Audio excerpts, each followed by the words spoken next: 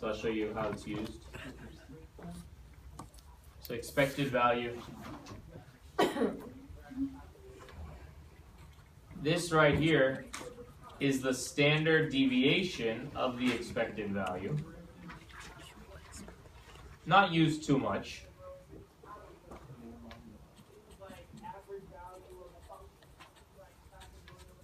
This one is used a lot. This is just saying that the p hat, right? Remember we assumed that the if you take a sample of categorical variables, we assume that the p hat is equal to p.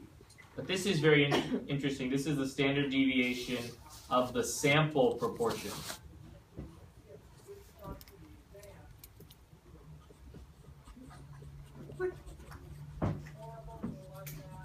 Okay.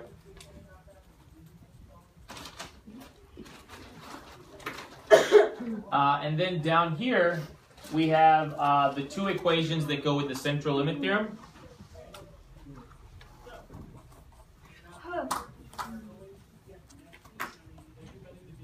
Brian, did Alex go home? Yeah. Oh, okay. So this goes with the central limit theorem. Remember, if you have a sample, right, and you, if you have a population and you take a sample and n is bigger than 30, then A, the sample is normally distributed. We talk about that every time we do the test. And x bar equals mu, and the standard deviation of the sample is standard deviation divided by square root of n. Okay, and now on the next page. Okay, I don't think I have stressed just how monumental this is right here. So this is used so many times, we just never even really addressed it like this. I apologize. So the first time we used this was the z-score. Remember we said the z-score was x bar minus mu over the standard deviation. And if you notice, that is the statistic x bar minus the parameter. Remember, the parameter talks about the population. The statistic talks about the sample. And standard deviation of the statistic right here. We also use this when we find the t-stat. So when we do a hypothesis test, remember t-stat equals x bar minus mu over, notice, standard deviation of statistic right here. When we do a t-test, this comes in statistic x bar minus parameter mu over standard deviation of the statistic right here. So I think a lot of us have been trying to memorize the formula for t-stat. It's right here. When we do the z-test,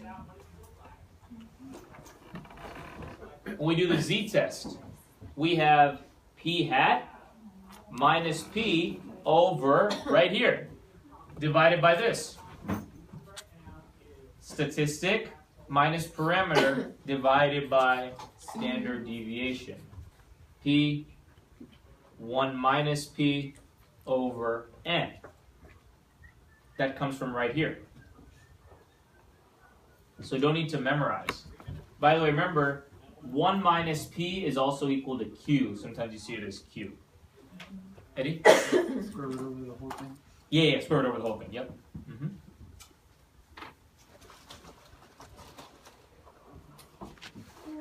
And then remember when we had a 2-sample, we found the difference. So for the 2-sample t, we had x bar 1 minus x bar 2 divided by this. This goes here. This is for the 2-sample t-test. And then we have 2-sample z, which was p hat 1 minus p hat 2, all divided by this. So they've given you so many standard deviations here, you don't need to worry about memorizing them.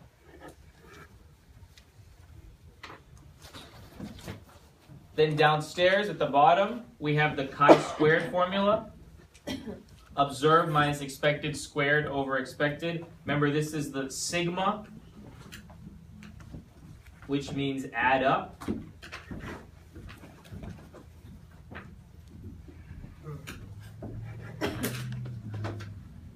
And the last thing, and you might have to move this onto the back, is I want to talk a little bit about this right here.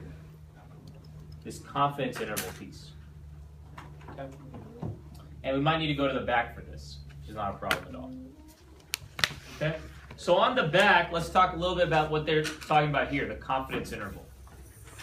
So, you all remember that confidence interval, from what they tell us, is statistic plus or minus critical value times standard deviation. So, stat plus or minus critical value times standard deviation. That's what they give you. We have been calling this part the margin of error. We have been calling this the margin of error.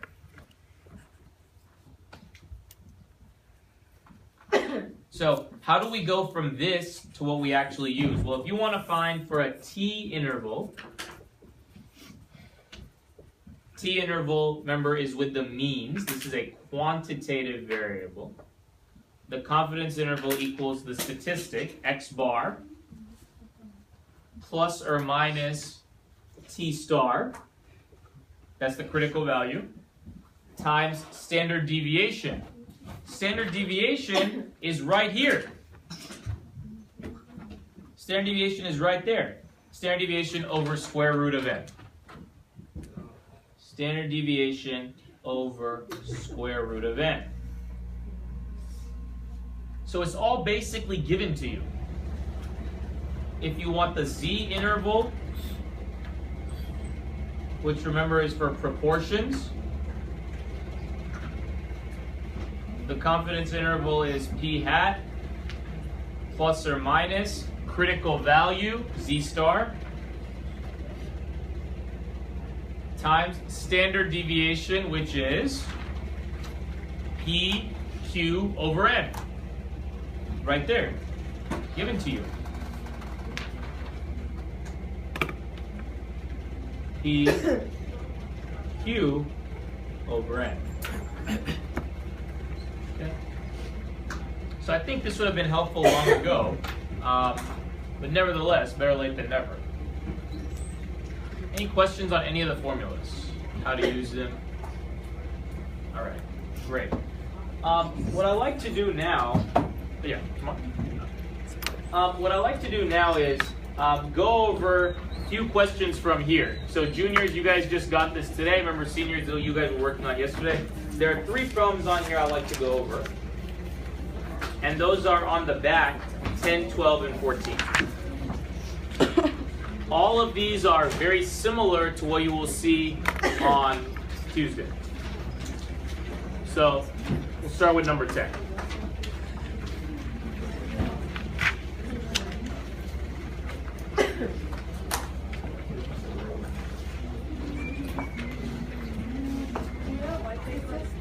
On the shelf up there. So number 10. For a classroom activity, a teacher uses a bag of 200 blue and 200 red and asks kids to draw chips. If 60% of the chips are red, the student wins. If the student wants to maximize the probability of winning, how many chips should he pick? 10, 30, or 50? Now we can take a look at this using binomial, because we know every draw is either a success or a failure. Either you get a red or you don't get a red. So we'll use binomial. And if I want to find the probability that he wins, it would be binomial CDF. And the lower bound will be, let's say n equals 10. First time n equals 10. We have to check it for n equals 10, n equals 30, n equals 50, see which gives him the highest chance of winning. Okay, so he needs to, if he wins, he gets 60% or more, he's gonna win. So that means how much does he need to get? Well, 6 through 10, lower bound, upper bound. The probability of him winning. What is the probability of him getting a red chip? 0.5, because there are 200 out of the 400 are red, and there are 10 total chips. Okay? Let's see what that probability is using the calculator.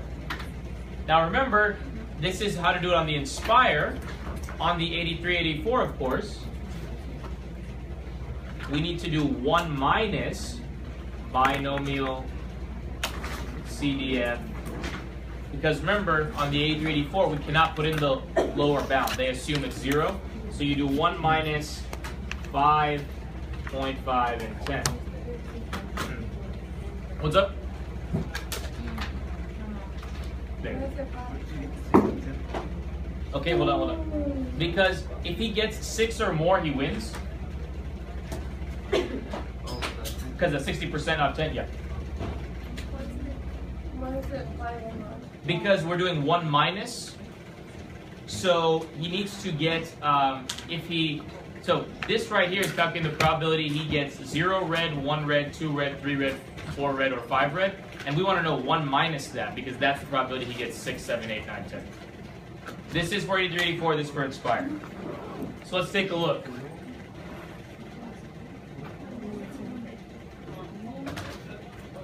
Okay, so we come in to calculate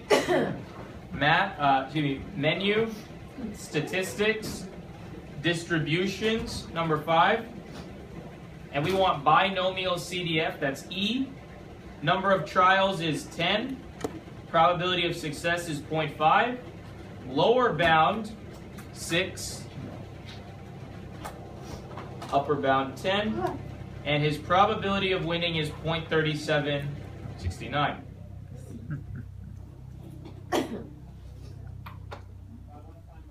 And that should be the same. I get 0. Say that again? I get 0. On the 8384? Let's find out. Distributions, binomial CDF, B. Trials, there are 10 trials. P-value is 0.5 and the X value is 5.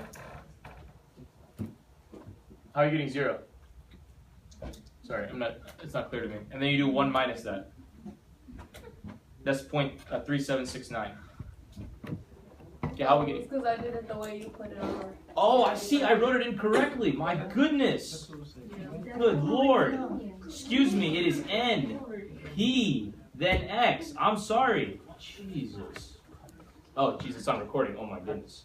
Okay. Didn't mean to take the Lord's name in vain. Excuse me. Okay.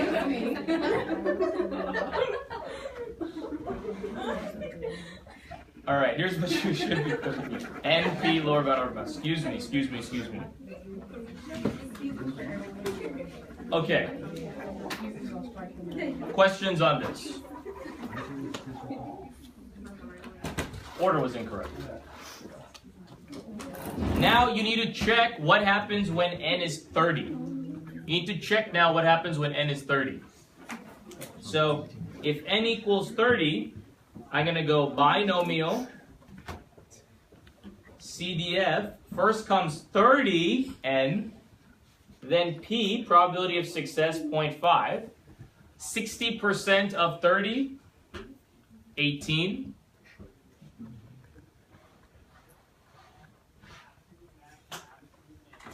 On the 8384,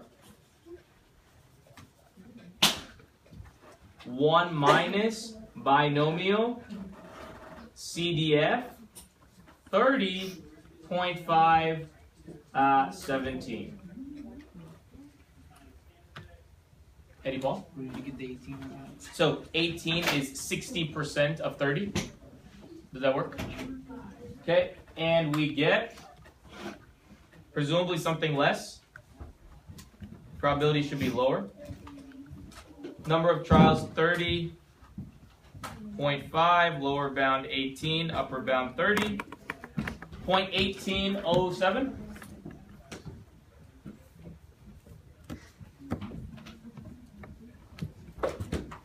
And then we'll do this again for 50, and what you'll notice is the probability will continue to go down. So if he wants to win, or a student wants to win, they should only draw 10 times. Because the probability of winning when you draw 10 is 38%. The probability of winning when you draw 30 is only 18%. Questions on that?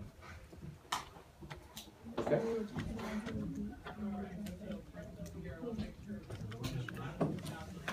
Any questions, Victoria, Shamara, Amar? Right here, 18, because we're saying more than 60%. Does that work, Sergio?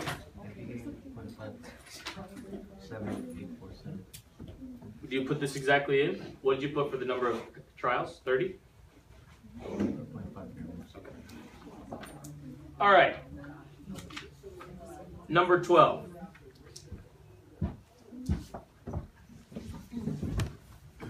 Number 12 is an old problem, but it did cause some problems before.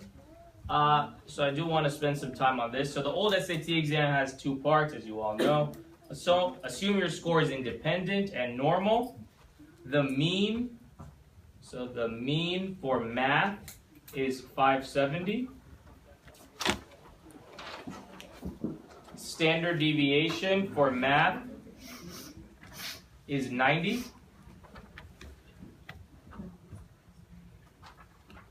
The mean for reading is 500. Standard deviation for reading is 100. And the question is, if I took the exam 10 times, what is the expected number of times I score above an 1160? Okay. When you're talking about expected value, this was on the formula sheet that I illustrated.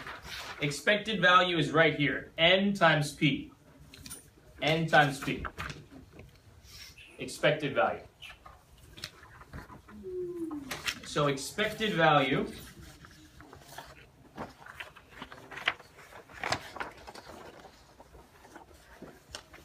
n times p. N, number of times I take the test. P, probability of getting above an 1160. Because we want to know how many times will I get above 1160. So expected value equals 10 times this p-value. So our question is, what is the probability of getting an above 1160?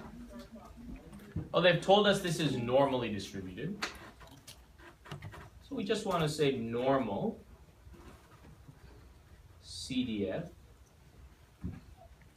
And if we're saying above an 1160, we want 1160 to infinity.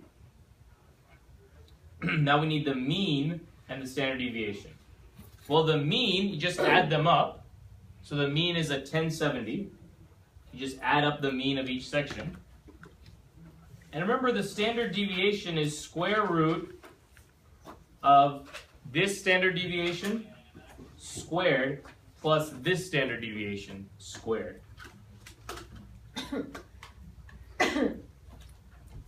Tamar, what's the formula for standard deviation?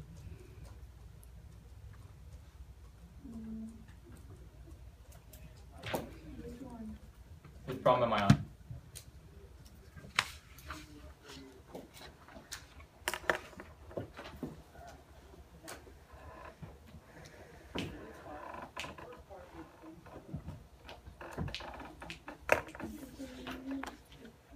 Tamar, what problem am I on?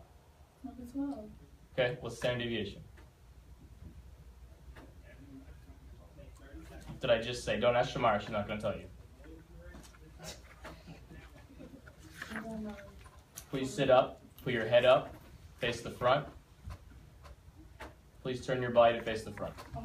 Thank you very much. The formula for standard deviation is you take the first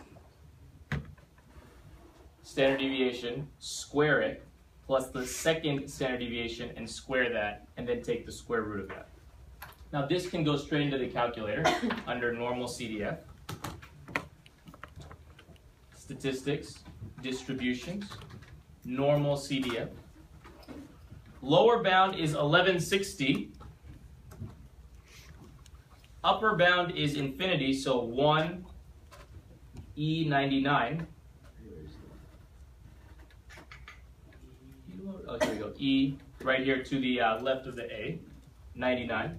The mean we said was 1070, and the standard deviation is square root of 90 squared plus 100 squared. I wonder if this will work for me to just plug it in. No, it will not. So we will have to calculate. Notice how this did not work when I tried to be a little bit smart here and like lazy. You need to calculate this number by hand first and then type that in. So let's go ahead and calculate that out.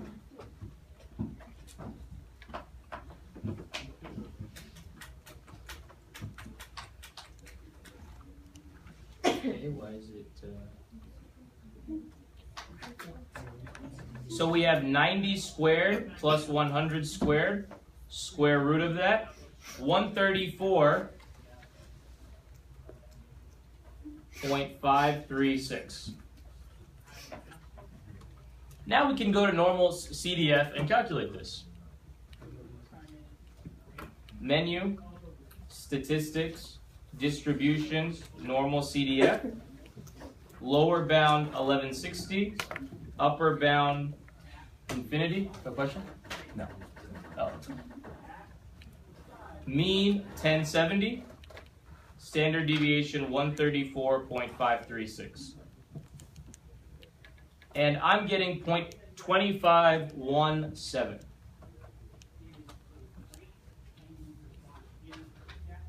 This probability will then go here. So the expected value equals 10.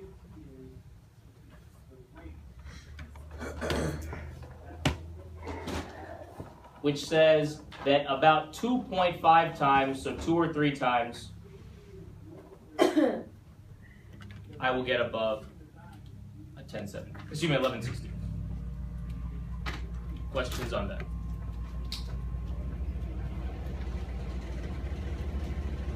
Okay. And finally, number 14.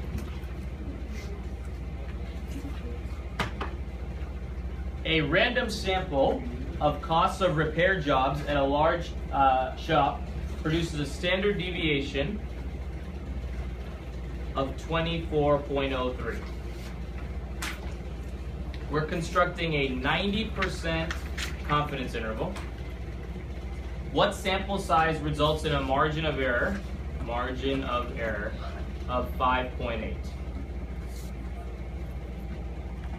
So when you look at this problem, we need to realize we have this kind of confidence interval.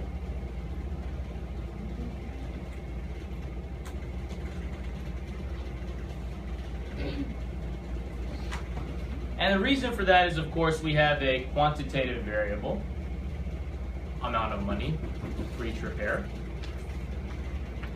And we know the formula for margin of error on the formula sheet, of course, is critical value times standard deviation. So we need our T star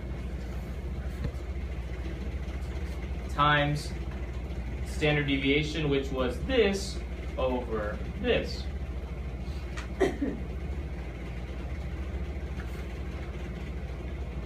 All right, well, the margin of error is 5.8. The T star we will get from the table in 1 second. The standard deviation is 24.03. This is square root of it. And our goal is just asking what sample size we need. Here you need to go to the table.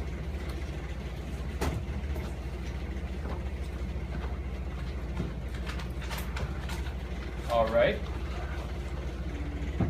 Of course, we want to go to the T and we just go for 90%. We don't know what degrees of freedom to use. We can be safe, and just for discussion purposes, 1.645. You can feel free to use this infinity one when you are unsure of the sample size. 1.6545. 5.8 equals 1.6545 times 24.03 over square root of n. We need to solve for n now. Divide by 1.645.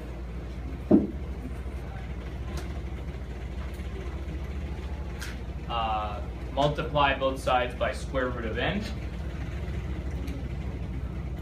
I need not walk through all the algebra. This will be 3.5. You divide by 1.645.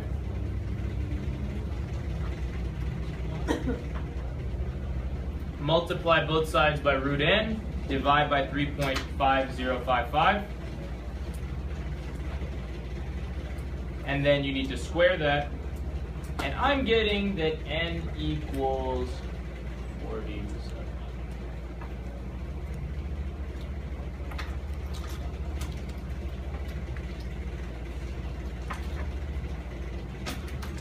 Now, of course, the sample size was probably a bit higher because I undervalued this t-stat, but we did not know what to use, so we had to make an approximation. Jennifer? If it's a free response, it's probably good to say that, yeah. But I think this will more likely be a multiple choice question. But that's a good point. What should we say if it's free response? So if it's a free response, you might want to say, this is probably a little bit lower because this number may have been too small, because I just had to just use the one for infinity because I didn't know what the sample size is. Okay, very good.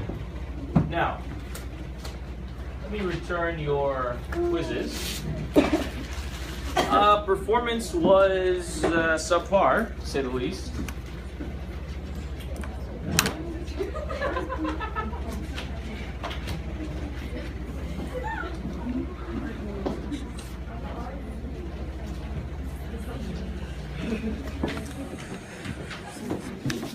People are, for some reason, not finishing, not writing the conditions.